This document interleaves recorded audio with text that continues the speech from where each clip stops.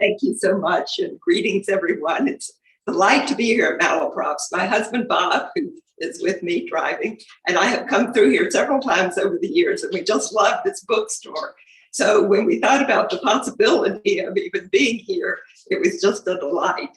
I want to thank you for being here. I want to recognize my cousins, Tricia and Charlie, who have been so gracious to host us, and my longtime friend from Richmond, Maggie, and Phoebe Kilby, another esteemed author, a really esteemed author, who wrote a book, Cousins, with her African-American cousin, and the two of them have just created a wonderful dialogue through an organization known as Coming to the Table. So I hope that you will check that out. I'm going to start by just telling you a little bit about this book, reading a short section of it, and then Rob and I will be in dialogue, and special thanks to Rob for being willing to read the book and come and ask some questions about it. So in January 2019, Ralph Northam was a very lucky man. He was a successful pediatric neurologist. He had won 6 elections for public office by wide margins. He had just overseen Medicaid expansion in Virginia with a bipartisan coalition that brought healthcare to potentially 400,000 underserved Virginians. He had a 59% approval rating, which, as you know, in this day and age, is no small thing. And then almost overnight, his world essentially collapsed. A photograph appeared of him, and those of you in North Carolina probably were aware of that as much as those of us in Virginia. It showed a man in blackface and someone else in a KKK shroud, and it was on his medical school yearbook page. So immediately, within the next day, really, almost every Democratic politician of note in the entire country called on him to resign. Joe Biden, the Clintons, Kamala Harris, all of the presidential contenders on the Democratic side. And this mild-mannered pediatric neurologist suddenly was a national pariah. So over the next few days, he had to deal with what he was going to do. And he came to decide that he was not going to resign. That took a lot of personal grit. It also took some luck, because a couple of the people who would have succeeded him ran into some difficulties of their own.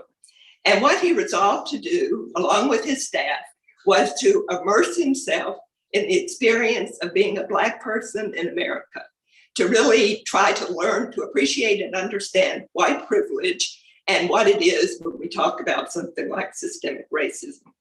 When he left office January a year ago, he had overseen the most racially progressive term in Virginia since the 1880s, really a sort of dramatic turnaround. I want to just tell you a couple of the things that he had done. We've abolished the death penalty, the first Southern state to do so. Confederate statues were down. June 19th had become a state holiday.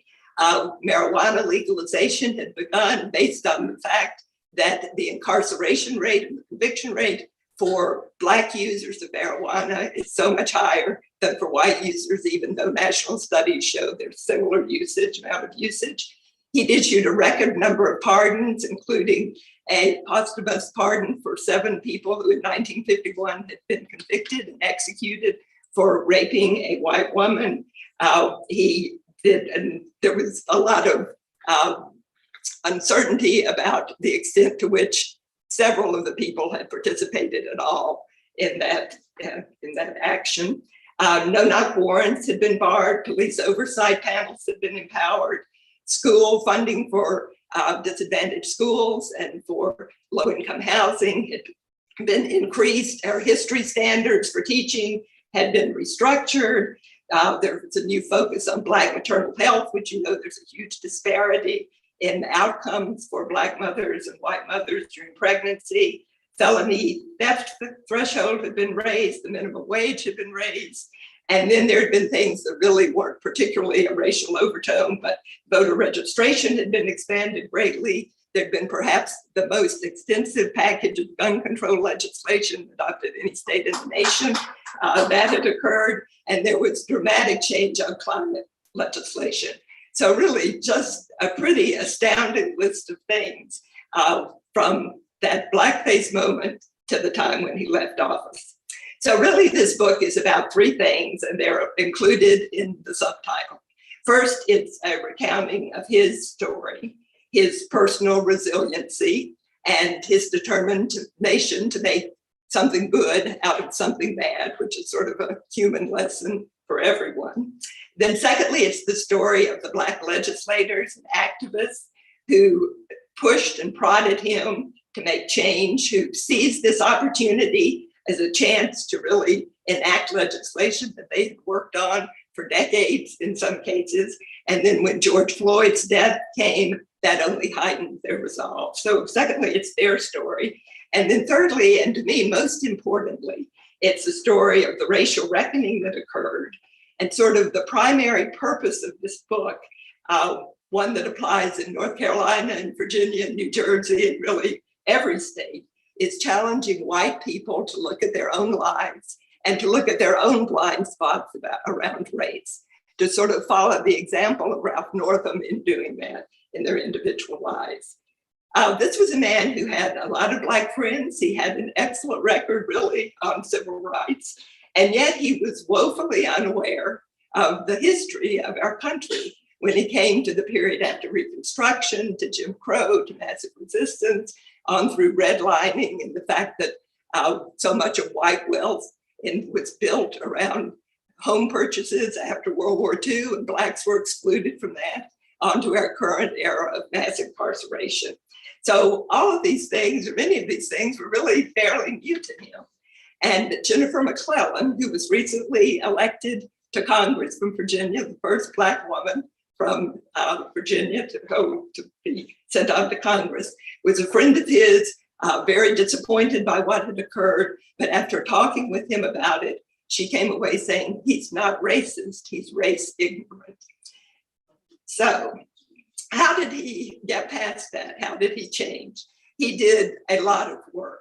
He did a lot of reading. He listened to things like Ava DuVernay's 13th, which is about mass incarceration. And that was really one of the things that struck him most. He visited sites around Virginia that had historic significance in terms of Black inequity and Black suffering. He listened to individuals. He did a series of listening circles around Virginia, and he really put himself out there. And his chief of staff said to him, people are going to say things to you that have never been said to a governor, and you're going to need to sit there and take it. And he agreed that he would do that, and he did. And he heard people, and he listened and learned from them. So what was it that he came to understand? He came to understand that genetically, we are told that we're all 99.9% the same. Black, white, Asian, whatever. And yet, by any measure, if you look at America today, in terms of wealth, life expectancy, home ownership, level of education, even tree canopy, you're going to see that there is tremendous disadvantage for Black Americans. So why is that? It's not Black inferiority. We're all the same. It's not, to my mind, essentially white racism, although certainly there's some of that, probably plenty of that. But I think what he came to understand, and what I've come to understand, that it really is cultural attitudes and structural societal structures that are embedded across generations. Just these cultural attitudes that have been implanted generation after generation, and then that's built into the structures that we have of how schools, how children are assigned to schools, how housing is built, just all sorts of things. So how does this show up? There's so many ways. One very recent example, in Baltimore, a professor at Johns Hopkins University wanted to get a home assessment for redoing his mortgage. The assessor came, it was evaluated at $450,000. He and his wife thought that was far too low for what was happening in the neighborhood. So they waited a couple of months. They took down all the Black photographs. They took down all the Black art. They had a white friend meet the next assessor at the door, and the evaluation went up by $200,000. There are similar examples of that happening on the West Coast, in the Midwest. So it shows up, I think, when the arrest rate for marijuana usage is 3.5 times as high for Black users, it's for white users, and the conviction rate is 4 times as high. It shows what when the U.S. Sentencing Commission says that Black men in federal prison sentences that are 20% longer than whites for the same crime, on and on. I don't have to tell you all these things. But systemic racism, it's not saying that all whites are oppressors and all Blacks are victims. It's not saying that you have to rename Abraham Lincoln Elementary School. It is saying that there are cultural attitudes and there are systems in our country that have been developed over generations that really work to the disadvantage of Black people. And so, as Ralph Northam did, we all need to just say we can do better. So what I want to do is read you just a very short section of what he came to understand, and perhaps it will apply to you. In another unexpected way, the blackface scandal added to Northam's deepened compassion for Black lives. For years, he had prided himself on being able to say truthfully that he did not see race. A large portion of the thousands of patients he had seen over the years were children of color. Their race played no conscious role in his care. In January 2019, a few weeks before the blackface photograph surfaced, Northam had conducted an interview on the Eastern Shore that spoke to that intention. A local communications firm was completing a video documentary about a renowned blacksmith in the Nantucket who was Black. Asked for an interview, Northam recalled visiting Mr. Outlaw's shop as a young person and bringing in a shovel or wheelbarrow for repair. Then he turned to racial awareness. The way we were raised, my brother and I, we didn't see color, and I don't think Mr. Outlaw saw color either. He just treated everybody as human beings, and I think it's a lesson everybody needs to hear.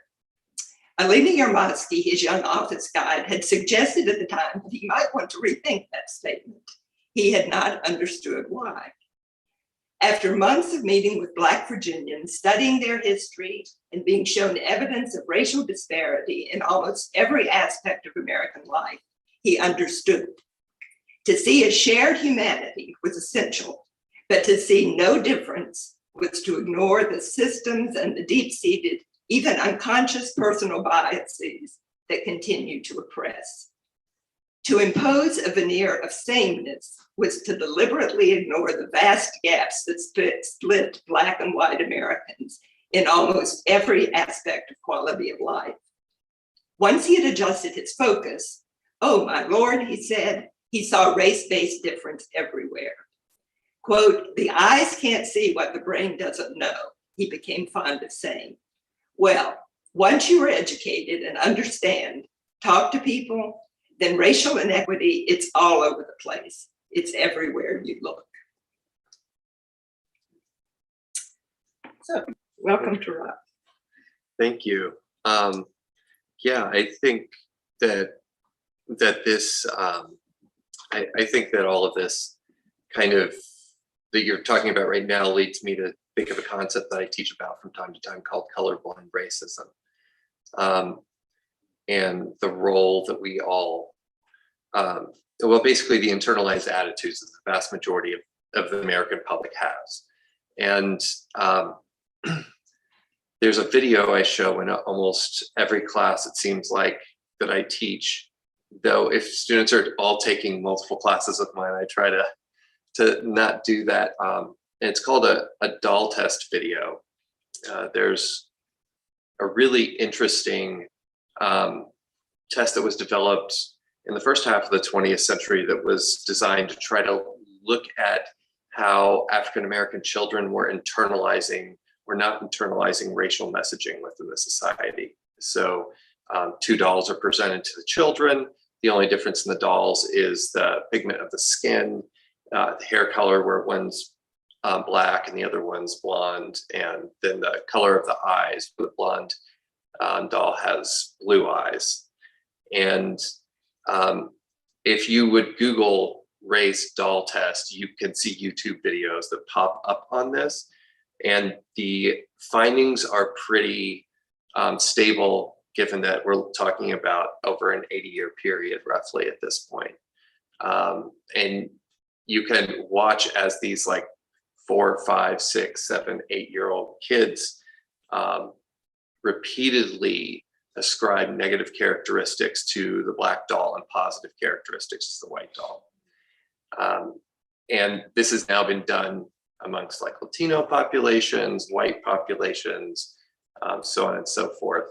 And I think it's a really helpful tool from that colorblind racism standpoint, because it helps you recognize, right, these are like 5-year-old kids. They're not bad kids. They're just reflections of the messages within the society at large. And researchers don't think that this is primarily a parental attitude being handed down to the children effect. It's actually what happens when parents don't talk to their small children about race.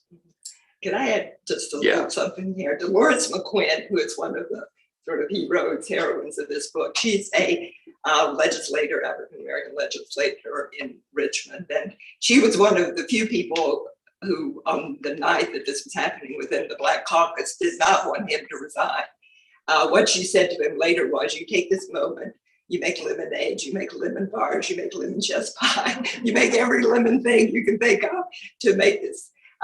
Anyway, she's a very strong figure, but she, not long ago, her granddaughter, who has been raised in a house with images of strong Black people, surrounded by strong Black people, said to her, I want to have white skin because I want to be a princess when I grow up. She was stunned, but it's that implanted thing. Yeah, so in the last 20 years or so, we have seen slowly that African-American children are a little less frequent in their reports of these attitudes than they used to be, but that there really hasn't been a change amongst white children at this point. So, and that is the reason that researchers think that occurred is because that Black parents are more likely to talk to their kids about racial issues and provide some sort of counter programming. So yeah, when I got to read this book, I was really thankful for that opportunity because I don't get to read books like this very much. I do, my research is mostly focused on race and ethnic politics in the US context, but I'm a quantitative researcher. So I look at one of the terms we use to describe what I do is study mass behavior, right? I look at like the behavior of citizens, of voters, and try to predict that behavior based on things like their racial attitudes. But that means I get to see a lot of regressions.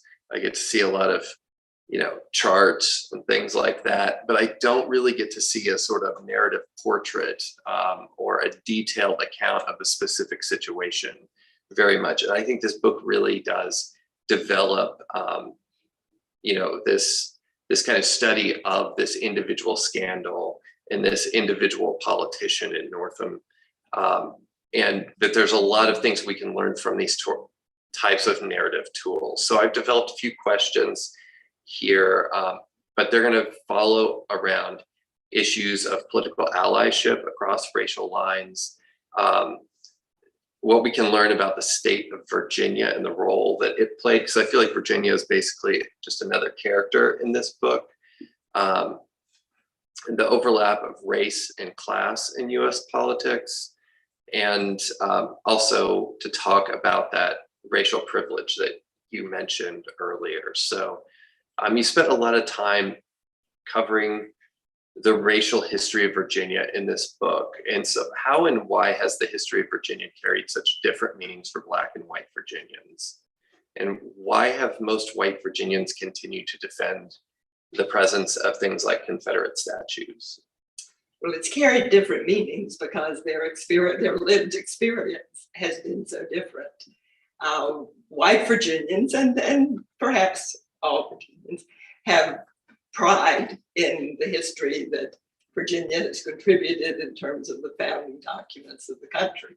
But those documents applied so exclusively to white people for so long. Black people did not really have the benefit of the things that were being, for many years, and now still, not to a full degree, the benefits of things that were handed to whites. So the lived experience just says that you're going to have a very different attitude about the state. The Confederate statues, but ask me that part of it again. Okay, so why do you think so many white Virginians are still, why do they defend like the existence of Confederate statues, or did, until those statues were pulled down in many places?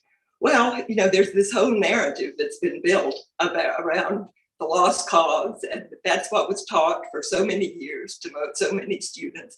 I mean, you can look back at textbooks, and there's one Virginia textbook where a Black family is arriving. There's a picture, drawn picture, and the man is in sort of coattails, very elegantly dressed. The women have on petticoats. The children are there looking lovely, and they're being greeted by the white people who are welcoming them to America and to this wonderful life that they're about to have. I mean, this is the narrative that was taught to generations of children.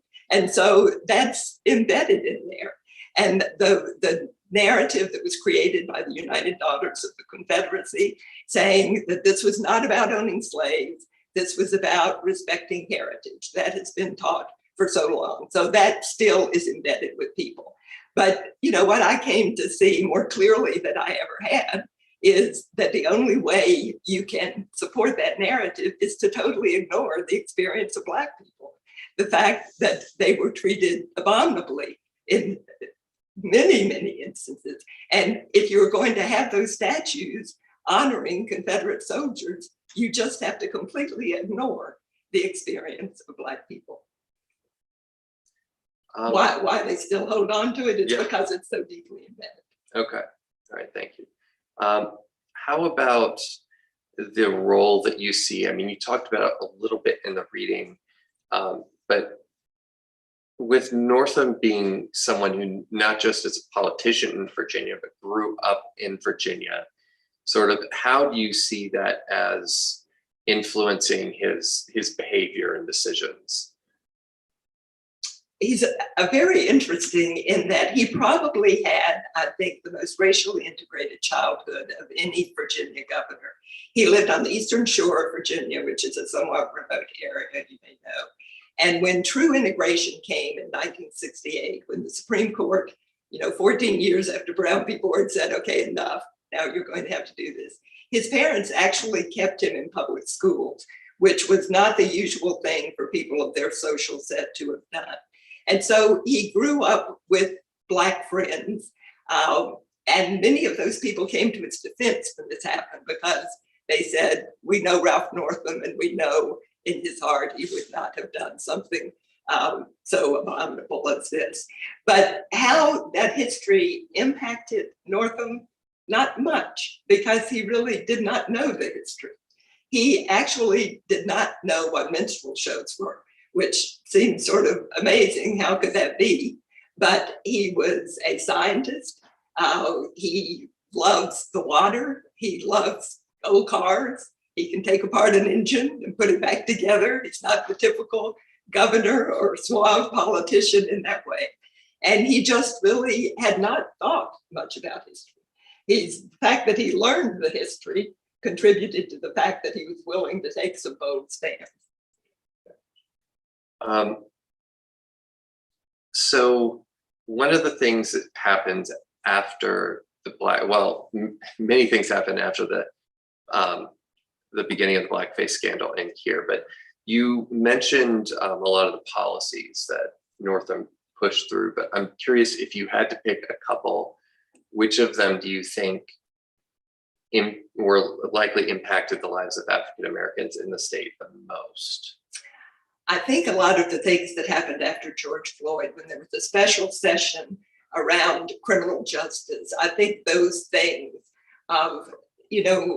before, and I think this is still true in many states, an officer could be disciplined in one police department and just move on to another. That has been stopped. Things like chokehold stopped. No-knock warrants stopped. I think a lot of that criminal justice is probably the strongest piece. I mean, something like the death penalty is a very dramatic thing to have had happen, But in terms of impacted people, I think criminal justice. Yeah, I think that's, to me, that's a really interesting thing, because so much of what we see on the television is the discussion of things like removal of these Confederate statues. It is things like the abolition of the death penalty. The dramatic stuff oftentimes gets, it seems like, so much coverage. But oftentimes it seems it's other types of policies that are actually influencing the community either directly or indirectly in greater ways. I think in a private discussion earlier, you mentioned something about someone who grew up Black in Richmond not really being aware of some of the Confederate statues because their parents just didn't take them to the parks where they existed. There are a couple of other things that are things that would not make a lot of news, but they had huge impact, which was there was a policy by which if you could not pay your court fines, your driver's license was taken away. Well, how counterproductive is that? Yeah. So they stopped that practice. We had previously, if you had a jury trial, then you had to have jury sentencing. And juries, statistically, give tougher sentences than judges do. Virginia was one of the few states where you could have a jury trial and not have judge sentencing.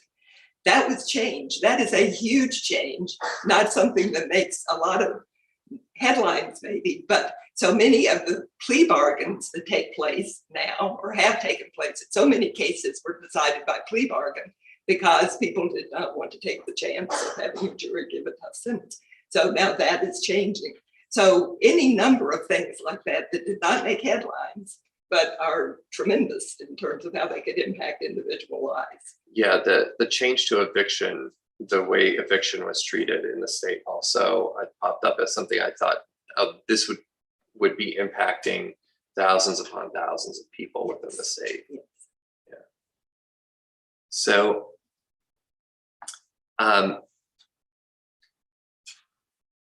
there are lots of changes here.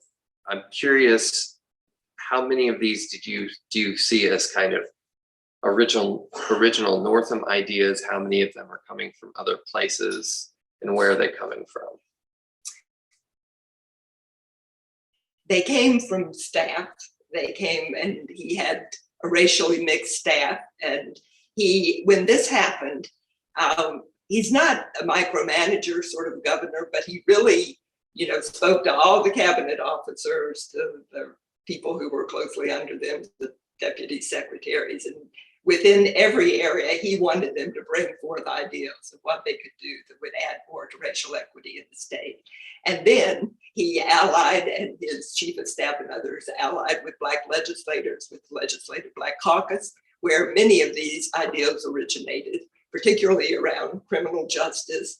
I mean, people had, when suddenly they were having a special session about criminal justice and George Floyd had happened, they didn't have, the Black lawmakers did not have to do a lot of legwork. They had been working for years on these pieces of legislation, which just got shot down every year. And now suddenly there was consensus for these things to happen. So a lot of the impetus, the ideas came from there, and they really worked in coordination. Yeah, and I thought, so one of the things I thought this book really did was paint Northam as a sort of exemplar of how to engage in effective allyship across racial lines.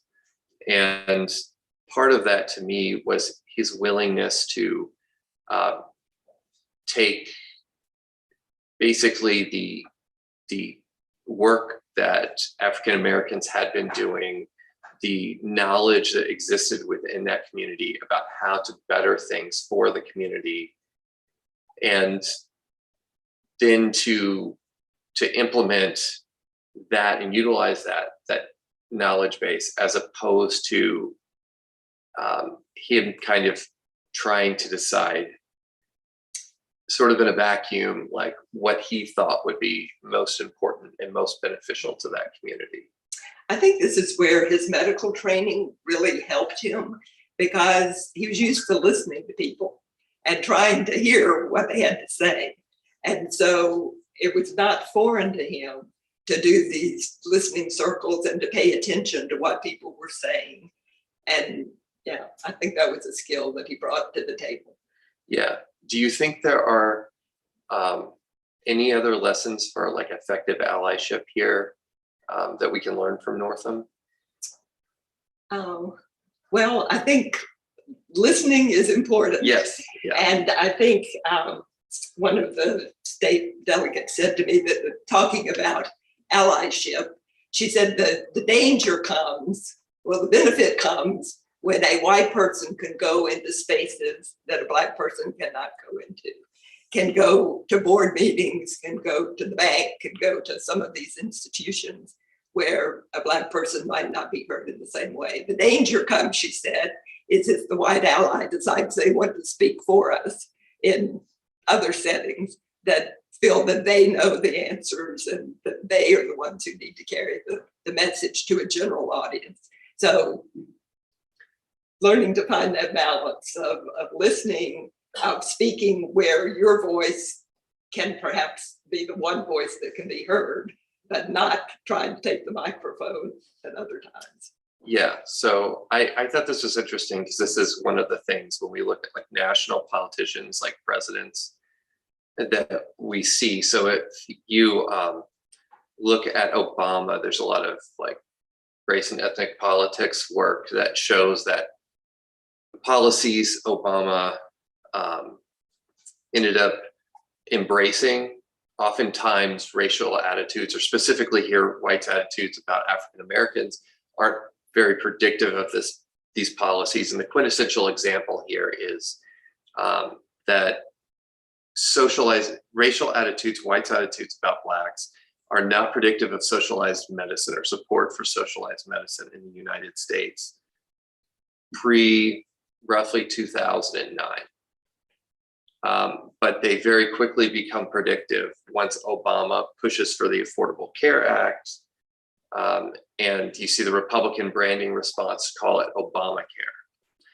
And if we look at the rhetoric, the racial rhetoric of past presidents, what we see is in the modern era, Obama's talking about race less than just about anybody else.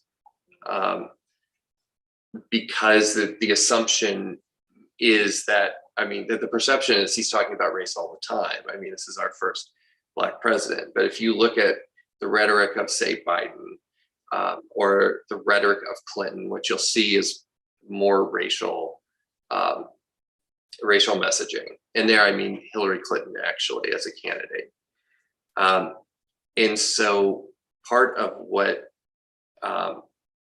I thought I picked up on, and this might have just been my priors where I was coming to the book with, but the fact that I felt like Northam maybe could have been more aggressive in pushing these policies specifically because he was a white man. And so the assumption at some level is that, well, he's not going to do anything too radical in a sort of pro-Black way because of the demographics he represented. And, you know, I think that is in part why you saw African-American elites in South Carolina really step behind Joe Biden and help him to differentiate himself in the 2020 primary, was that they thought that face would help to go against Trump and to appear more moderate on racial issues. So that's interesting. And his white skin certainly did not save him from criticism from a lot of other white people, and he did speak very openly about what he was pushing for. Yeah. But I could have been, like, sure, much harder. But not otherwise. Yeah, it's certainly not the case that it means that you aren't going to get criticized on these issues at all. But it seems like in the center you have a little bit more play to do more things. So I actually, Ta-Nehisi Coates came here, I guess it was about a week ago now, and spoke at UNCA. And he made the point that African Americans might not be completely happy, like they might not have gotten in Obama the first Black president that they really wanted, that was aggressive on certain policies and things like that. But then he said, basically, but that Black president would never have been elected in a country where he needs to get a substantial number of white votes. So it's sort of a catch-22 there. So,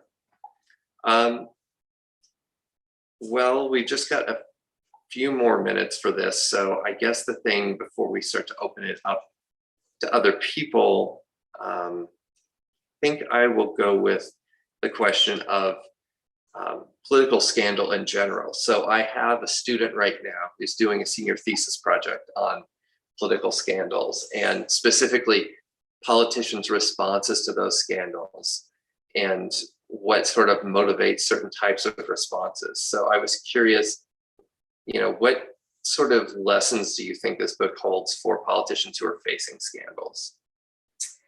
I think the primary lesson is don't speak until you know what you want to say.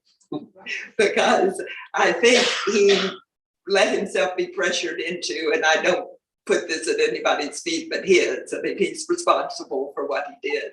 But he should not have spoken out when he did. He should have taken time to figure out. I mean, he was really confused about this photograph. He had no memory of it. He didn't know where it had come from.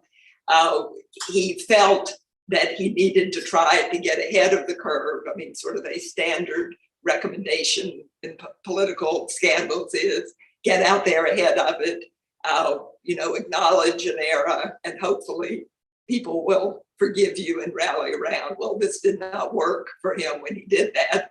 And also, he really wasn't even clear that he was telling the truth in having done that. So I think a lesson is do not let yourself be pressured into replying until you're really sure of what you want to say. Okay. Well, yeah, I mean, I think that sounds like very good advice. So should we go ahead and open things up to questions? Sure. We'll let the virtual audience post theirs, or there's some questions from our live audience to begin with. Yes. I'm just wondering, a lot has happened since Northam and you published this book in Virginia that has kind of gone the opposite direction.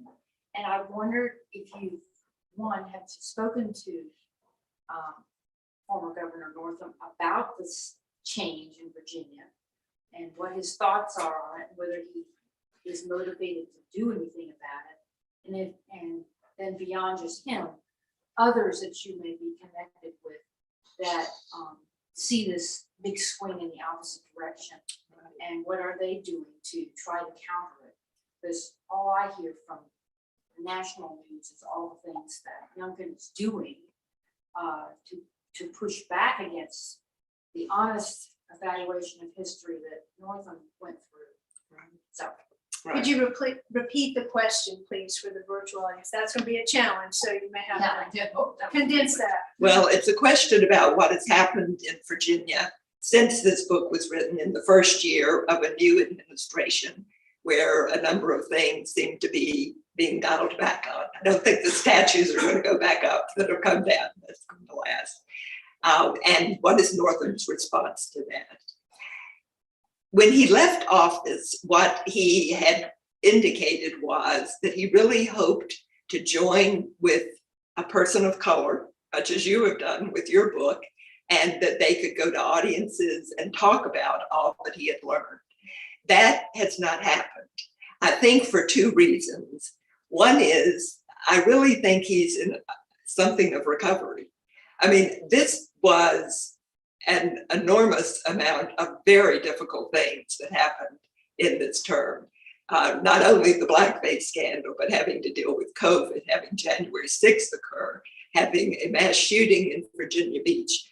And I think when he has gotten away from this and has been able to breathe, he just needs to reclaim himself in a way. And what he said to me is, I just want to focus on my practice right now. I want to get back to being a doctor. He said, I think I'm a better doctor than politician. And I just want to be remembered for the things that I have done. I hope that he will come to a point where he is more comfortable speaking out about some of these things. The other part of that dynamic is he is really of that school of politics that says you do not criticize the person who comes after you while they're there. You let them, the person who has come after him has had very little difficulty in not criticizing him, but nonetheless, he has held to that. And I think that's admirable and probably something that we could have more of in politics. But I do hope that at some point he will feel free to speak out because of all that he has learned and because of what is being dialed back. And a lot of what is being dialed back in terms of the focus right now is in terms of teaching of history. We'll see where that lands.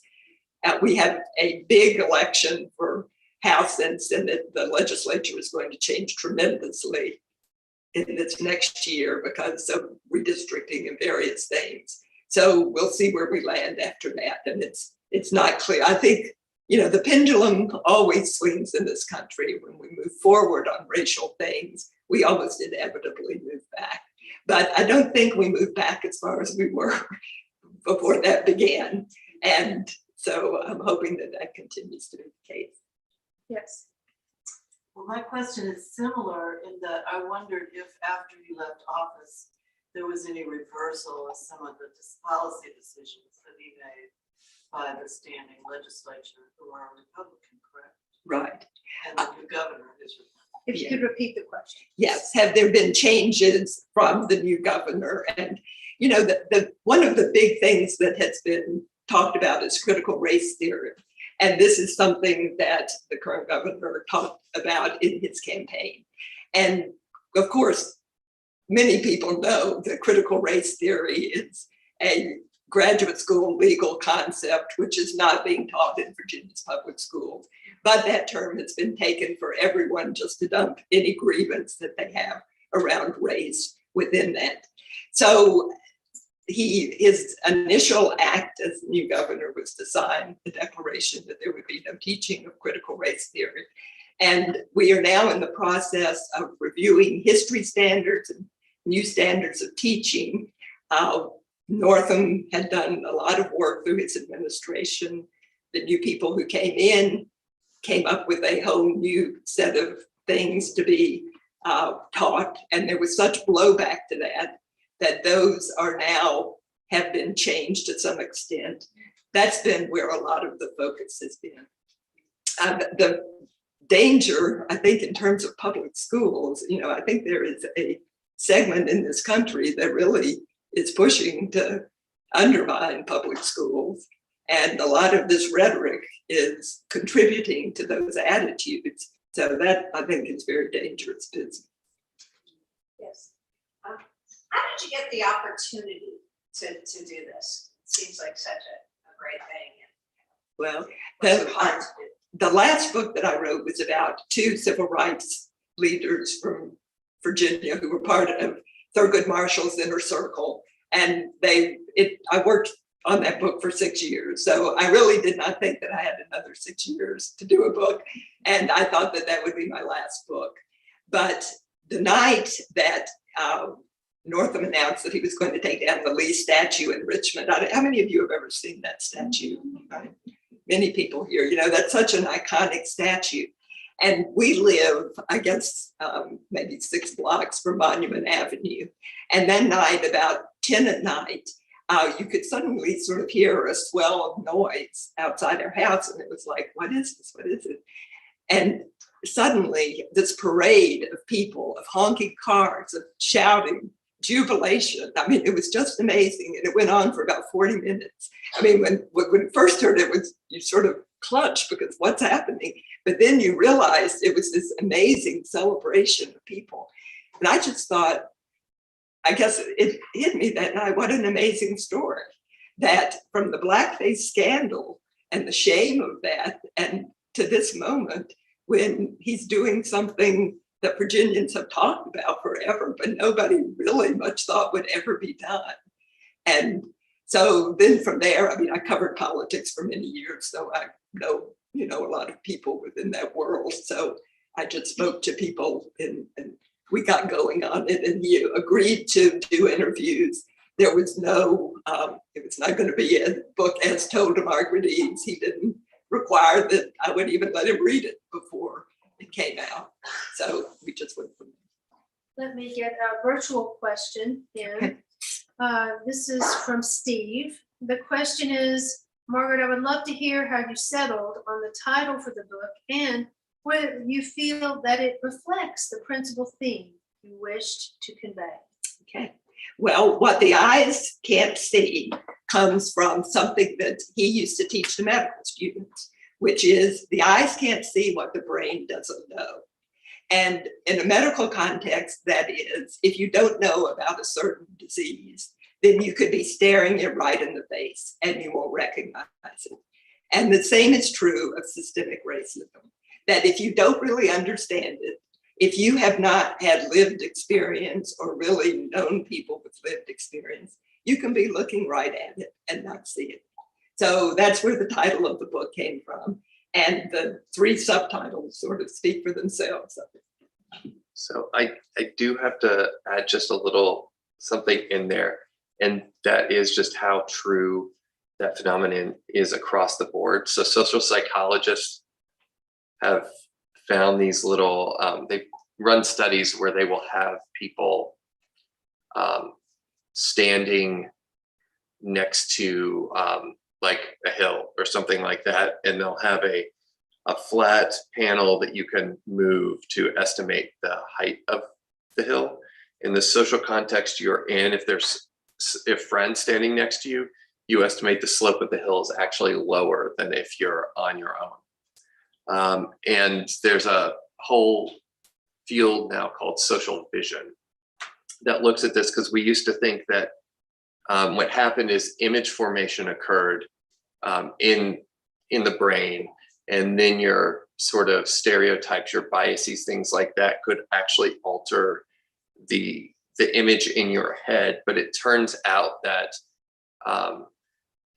these stereotypes kick in before image processing has actually completed. So they're coloring things even before these images are first created, which is why we have to be so aware of our own internalized biases, lest those biases then become actions. So anyway, I love the title. Yes. As former residents of Richmond, Fan District, having spent a lot of time on Monument Avenue, I'm curious to know what was done with the statues, and if there was a discussion about what the degree of disposal or the manner of disposal would mean, or what that would represent politically. It's not entirely, I'm sorry, yes, what has happened to the statues? Where are they now? They are being held under the auspices of the Black History and Cultural Museum, and decisions will be made from there as to what happens with them. It's not been fully decided. I think they are accepting proposals as to what people might do with them, but there's been no final decision. Have you been back since the change? Yeah, right. Well, you'll be amazed. Yes. There was a mention of colorblind racism. Do you think colorblindness is a form of racism? Could you repeat the question? Yes. Is colorblindness a form of racism? Well, yes, I guess in a way it is. You know, I think we can get so caught up in terms that sometimes that becomes more important than the meaning of what we're trying to fix. And when people are called racist, that doesn't feel good. And people resist that. And for me, that's one reason why systemic racism is so much better to talk about, because it's not laying individual blame so much as it is saying we are products of our culture, we are products of things that have happened over generations. Let's look at those things. Let's not spend time calling people names. That's my opinion. Bob, could you weigh in? Yeah, I mean, I think you've got a couple different things going on there, but what I would say is the evidence that the vast majority of us have internalized racial bias, regardless of what our racial background is or how we identify, is overwhelming. The fact that the vast majority of us have these attitudes. And so not being able to recognize those attitudes or denying that they exist within us makes us, it disempowers us. It does not allow us to put a filter between those biases and our actions. And really, ultimately, when I think about racism, I think about our actions towards others. It's not what's going on in our heads, it's how that impacts someone else.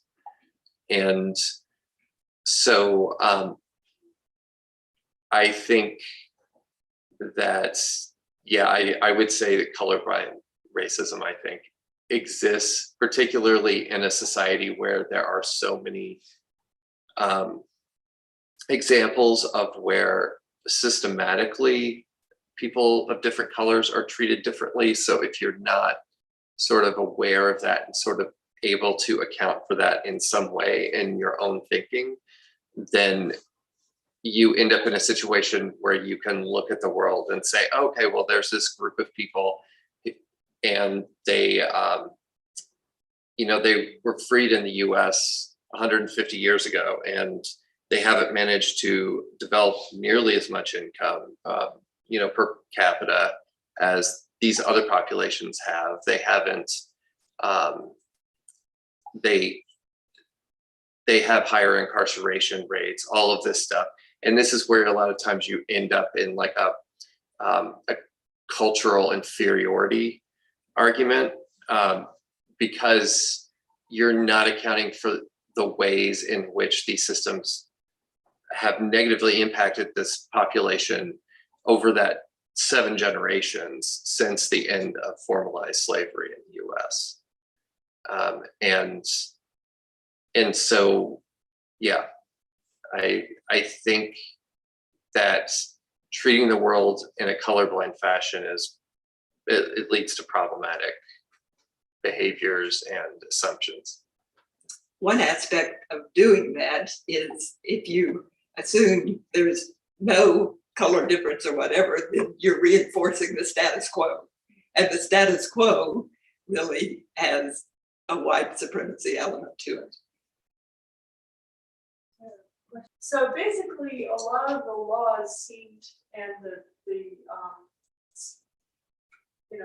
a lot of laws and policies seemed to spew,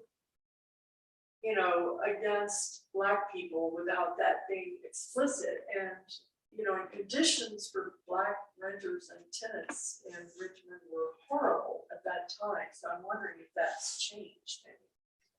It's still a very big problem. And I'm not an expert in all of the ways in which that is true, but eviction rates are extremely high in Virginia as a whole, which includes, and things were put on hold for the pandemic. Now those laws or those procedures are dialing back. So we'll see what happens, but still very many problems. Margaret, what's next for you? What's next for me? Going to Roanoke and having a book talk there tomorrow. In the macro sense, what's next for you? Do you have another project that you're open to knocking on your door? I didn't expect this one, as I said, but I'm always open to what knocks on your door. Yeah. Rob, what about you? Are you working on something So, too? yeah, I'm currently working on a study that looks at acculturation and assimilation within Latino populations in the US, and how experiences of discrimination impact the degree to which they take attitudes that are more similar to native-born individuals or not. And and I'm starting to toss around in my head the idea of looking at how music impacts attitudes about things like patriotism. There's a small group of psychology and political science professors at UNCA that are like kind of teasing out what that study is going to look like right now. So, yeah. Margaret, as you are promoting your book and talking about your book, what's been an experience that's emblematic of why you needed to write this book? Well, I'll tell you a very personal experience I was sharing with my cousin. My sister recently moved from her big house in Baltimore, and we were going through old letters, and we found something from great Aunt Flora, who was talking about her grandfather, so my great whatever, Leftwich Eads, who she said sold his slave and put the money into land. I was really personally stunned by that. And I don't know if I would have paid as much attention to it having not written this book. But what strikes me particularly is this was in Appalachia. These were not rich people. My grandmother never had a bathroom.